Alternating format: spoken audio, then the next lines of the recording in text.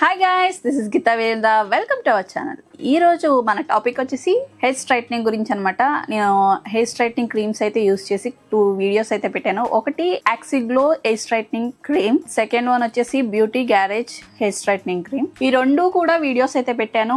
ఒక వీడియో పెట్టి 2 ఇయర్స్ అవుతుంది, ఇంకొక వీడియో పెట్టి 1 ఇయర్ అవుతుంది. ఆఫ్టర్ హెయిర్ స్ట్రైట్నింగ్ నేను దిగిన కొన్ని పిక్స్ అయితే మీకు షేర్ చేస్తాను. ఆ పిక్స్ లో ఏ పిక్స్ అయితే బాగుంది, ఏ పిక్స్ లో నేను క్యూట్ గా కనిపిస్తున్నాను అనేది నా కామెంట్ లో తెలిపండి. నా ఎక్స్పీరియన్స్ షేర్ చేయడానికి నేను రెడీ. నా ఎక్స్పీరియన్స్ వినడానికి మీరు రెడీనా?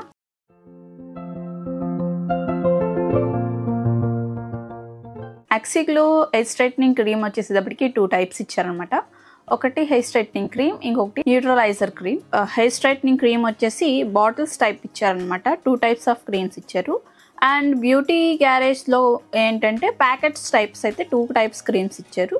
రెండిట్లో కూడా యాక్సెసరీస్ ఏమేమి ఇచ్చారు అంటే hand gloves and 2 types of creams ఇచ్చారు. ప్యాకేజింగ్ రెండు బాగుంది, మనకి ఈజీగా అనిపించేది బ్యూటీ గ్యారేజ్ అనమాట. ప్రైజెస్ విషయంలో వచ్చేసేటప్పటికి రెండు అప్రాక్సిమేట్లీ దగ్గర 50 రూపీస్ డిఫరెన్సెస్ లో ఉంటుంది, ప్లస్ 500 బిలో ఉంటుంది.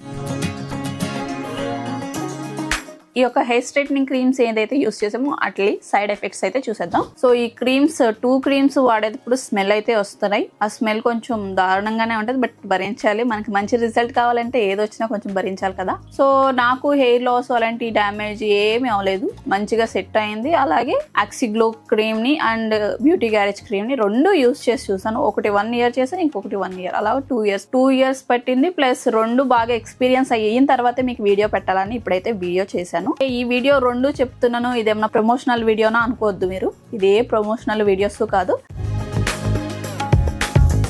నాకైతే బ్యూటీ గ్యారేజ్ కన్నా యాక్సిగ్లో క్రీమ్ బాగా యూజ్ అయింది అనిపిస్తుంది. ఎందుకంటే 6 months తర్వాత ఎవరిదైనా హెయిర్ గ్రోతింగ్ ఉన్నది. హెయిర్ గ్రోతింగ్ ఉన్నప్పుడు మళ్ళీ వాళ్ళ న్యాచురల్ గా హెయిర్ ఎలా ఉంటుందో అలా వచ్చేస్తుంది అనమాట. సో అలాగే ఆఫ్టర్ 6 months నా హెయిర్ మళ్ళీ కర్లీగా అయిపోయింది. తర్వాత నేను బ్యూటీ గ్యారేజ్ హెయిర్ స్ట్రైట్నింగ్ అయితే యూస్ చేశాను. అది యూస్ చేశాను కానీ అది ఎక్కువ రోజులు ఏమీ రాలేదు.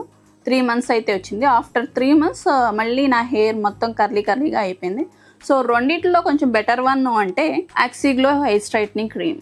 నా ఎక్స్పీరియన్స్ మీతో కంప్లీట్ గా షేర్ చేశాను ఈ వీడియోలో అనుకుంటున్నాను. వీడియో కనుక నచ్చితే లైక్ చేయండి, షేర్ చేయండి, మా ఛానల్ కి సబ్స్క్రైబ్ చేయండి. Thank you for watching.